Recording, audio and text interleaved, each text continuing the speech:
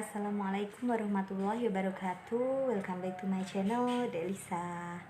Jadi kali ini ya kita jumpa lagi setelah sekian lama saya nggak upload video ya.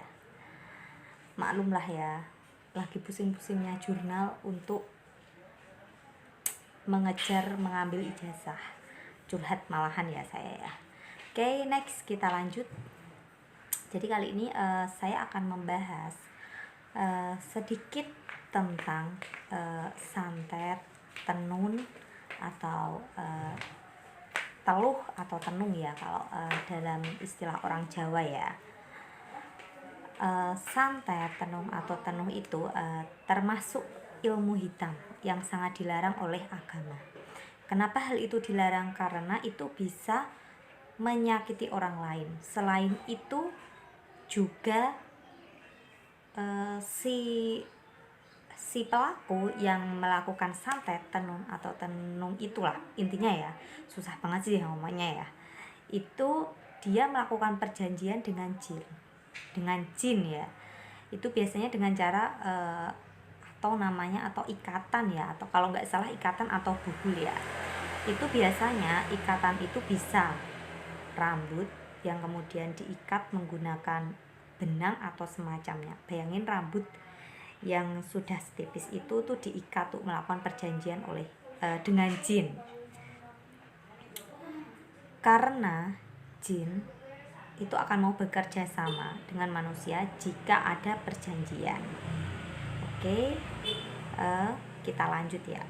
Kalau santet itu sendiri biasanya dampaknya kepada korban itu, dia dalam tubuhnya itu bisa mengeluarkan benda-benda seperti silet, paku, jarum, dan sebagainya.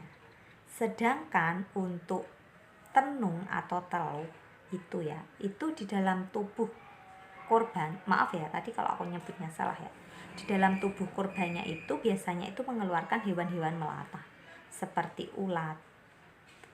Kalau di sini Jawanya itu kayak singgat lah, semacam itulah ya.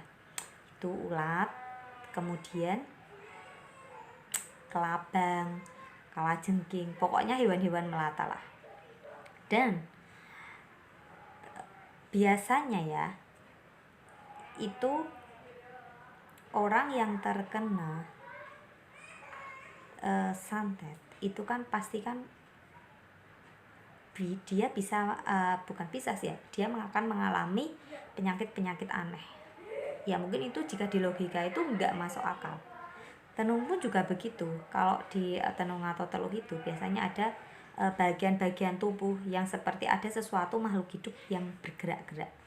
Itu sih setahu saya sih ya. Kalau untuk yang santet itu mengalami sakit yang aneh, terutama di bagian yang ditanami benda-benda seperti silet dan sebagainya. Saya sih ya nggak terlalu paham soal santet, tenung dan sebagainya sih ya. Tapi saya hanya akan memberi informasi yang saya tahu sih ya. Oh ya, kita stop pembahasan yang ini dulu ya. Kita sekarang bahas tentang jin yang perjanjian tadi ya.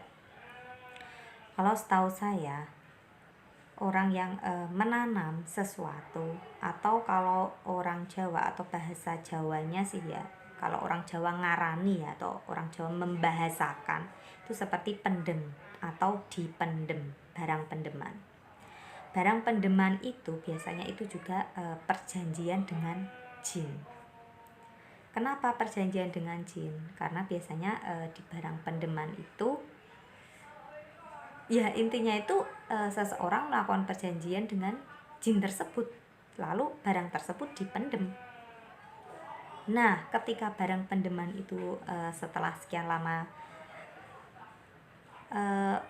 tidak dikasih makan, atau jin, namanya jin itu juga butuh makan.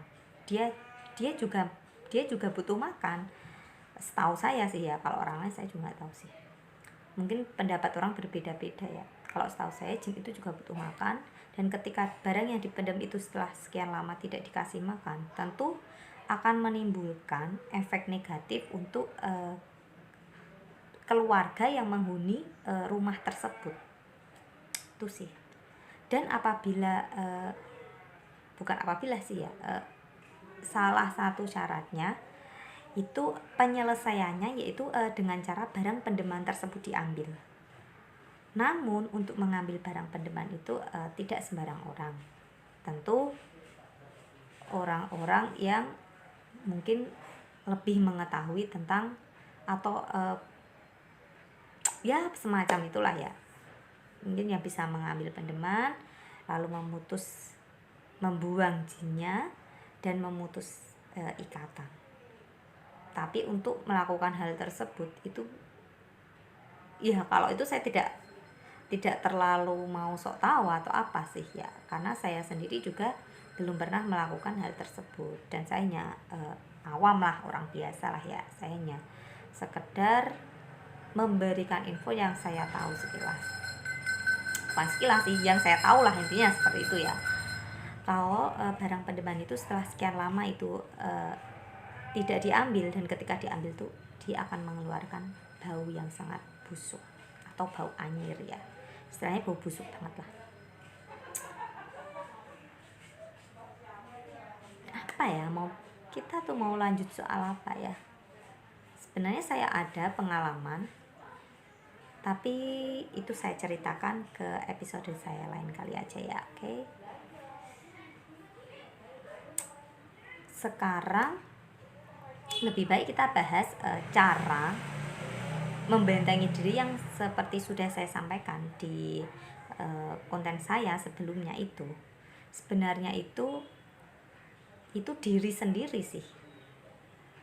Karena kalau diri kita sendiri tidak pernah mengamalkan, tidak pernah membentengi, tidak punya keyakinan yang kuat untuk membentengi diri, itu pasti akan mudah terserang hal-hal seperti itu. Karena saya sendiri sudah pernah mengalami peristiwa yang menurut saya itu termasuk mungkin teluh ya, karena ada hewan yang keluar,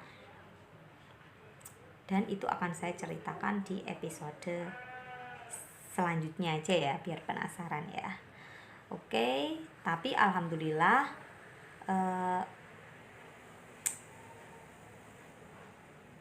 Allah mengizinkan saya untuk membentengi diri saya, sehingga sekarang ini saya merasa sudah alhamdulillah lah, intinya tuh sudah dampaknya udah nggak terlalu seperti kemarin ya, yang sampai membuat rambut saya menjadi pendek. Ini dulu kan rambut saya panjang, nah sampai membuat rambut saya itu menjadi pendek. Itu akan saya ceritakan di episode selanjutnya. Oke, wassalamualaikum warahmatullahi wabarakatuh. Terima kasih yang sudah selalu setia menonton channel saya. Oke.